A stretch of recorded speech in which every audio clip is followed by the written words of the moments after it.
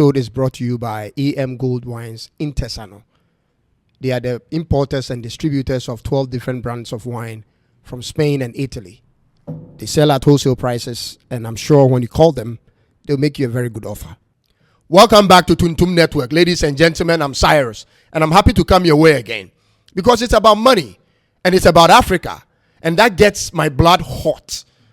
I want to speak to every African who get the opportunity to watch me on this podcast.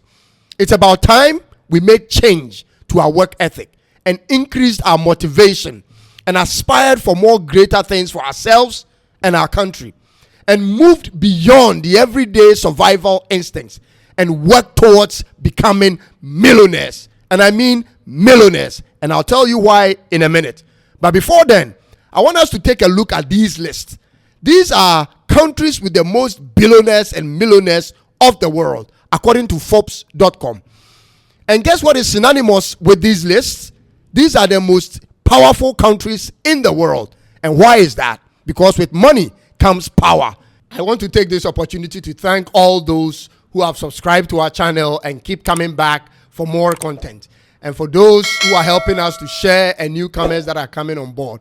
Thank you guys so much. We appreciate your effort and we thank you for your comments.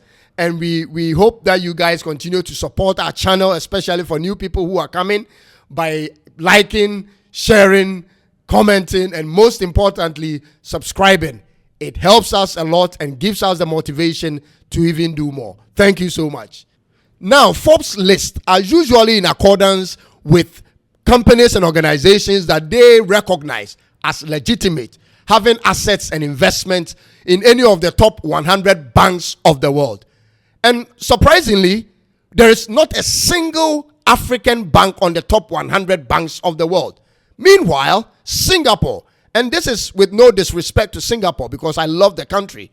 Singapore, a small country with a population size of a little over 5 million people and a land size smaller than Johannesburg, has more than one bank on the top 100 banks of the world, whereas Africa has zero.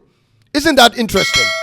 And so I want us to go on this journey and to look for the way forward and how creating millionaires in Africa will change the dynamics of this continent entirely. First of all, it's okay to be down low struggling to make ends meet. But what is not okay is to remain down low struggling to make ends meet. This is the era. This is the era in the history of mankind, the most convenient era ever to make money. Why? Because everything is at our disposal if we look carefully enough.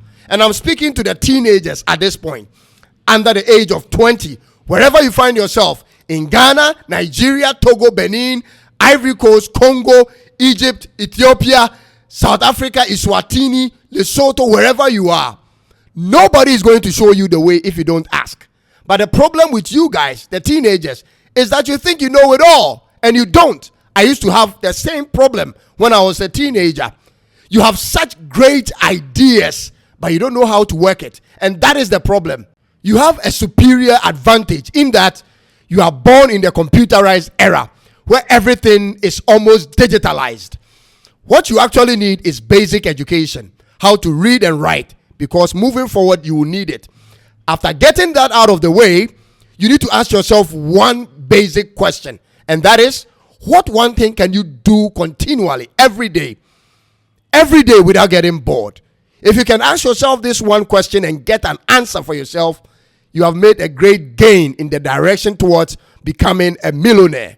For some, it's boxing, farming, education, whatever you have in mind.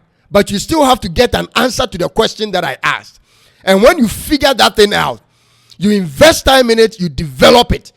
You don't have time to waste on any other thing. You don't have time to be spending with girls, smoking, drinking at this point in your life. Listen, I'll be honest with you. In 10 to 15 years, all these girls you are chasing wouldn't matter, because the lady or the man you'll be marrying will be either 5 years younger than you or 5 years older than you. So this is not the time to invest that energy and resources into her or him. And get this through your head as a teenager. You are not forever young like the music says. You wake up one day and they'll be celebrating your 40th birthday if you are lucky. So you have time now and you have to put it into use so that you can have more work experience.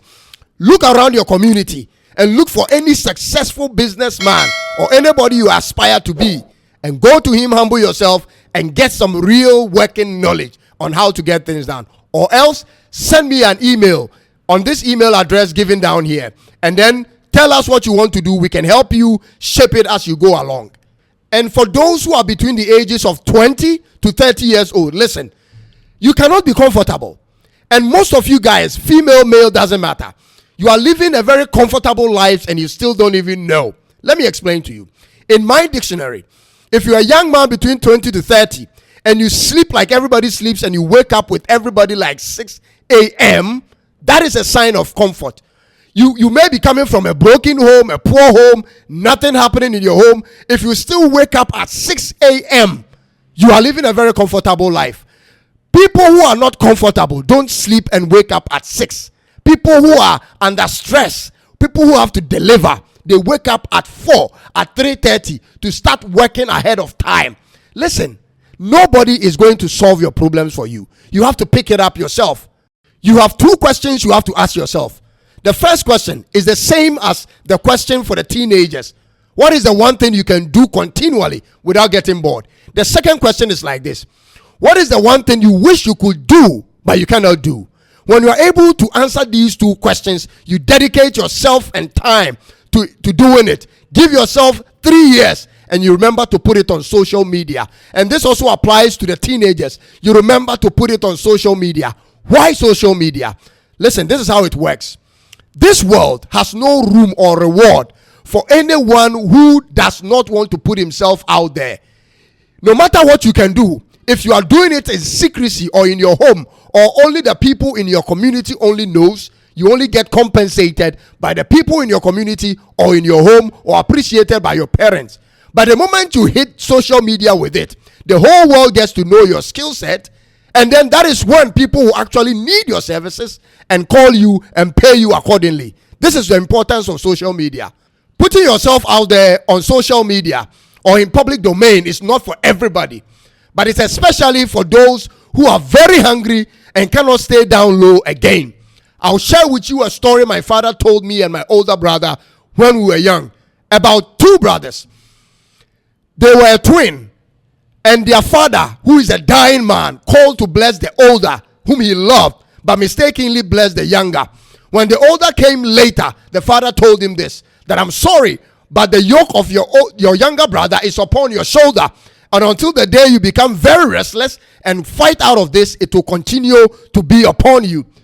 The younger brother took all the inheritance and the blessing and ran away. And when he came back after many years thinking the older brother is miserable and poor, the older brother had been restless, had worked hard, and had come out of it and had become very successful, that he didn't need anything from his younger brother. This is how the story is like in today's generation. You who is poor and down low, you are the older brother. The younger brother who has taken all the blessing and the inheritance is that neighbor in your community, that guy whose parents are very rich, very successful, everything is on point for him. His education, he's got a car, he's got a job, everything is working out fine for him. But guess what you can do? You can become restless. You can start working hard today. Nothing beats working hard. Nothing beats hard work. Nothing beats hard work. I'll tell you this. If you take a knife, a kitchen knife, and you attempt to cut down a SEQUOIA tree, if you don't get tired and demotivated over time, you break the tree down. Nothing can stop you if you are hardworking and restless. Trust me. Check out this list of these popular billionaires in the world and the age at which they first became millionaires. Starting off with Bill Gates. Bill Gates became a millionaire at age 31. Elon Musk from South Africa, Pretoria, became a millionaire first at age 27. Mark Zuckerberg of Facebook at 23. Jeff Bezos, the owner of Amazon, at age 33. I am not encouraging you to give up on education or anything like that. But what I'm telling you is this.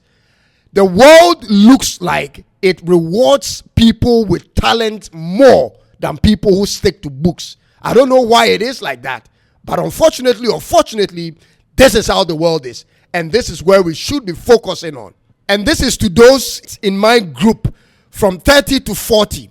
You don't have much time to waste. There are 3 questions you need to ask yourself and make sure you get the right answers. The first 2 questions are the same questions as the questions to the 20 to 30-year-olds. But remember, people in this bracket are usually having a lot of responsibilities. You are married, you have kids, you have a wife and all that, or you are a husband and all that. So the third question actually is this: what are you willing to give up in order to get what you really want?